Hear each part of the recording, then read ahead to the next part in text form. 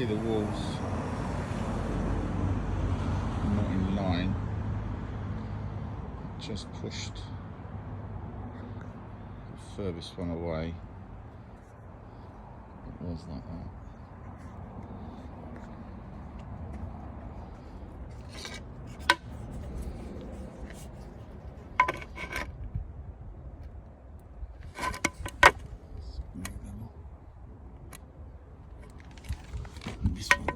This one's out.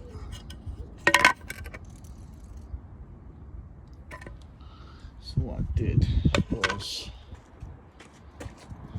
use these car jacks to push the wall level. And I put some reinforcement wire in these and cemented those areas under the pillars. And at the back there, I put a little bracket. Just hold that all nicely. And what I did there was free the soil so it could move.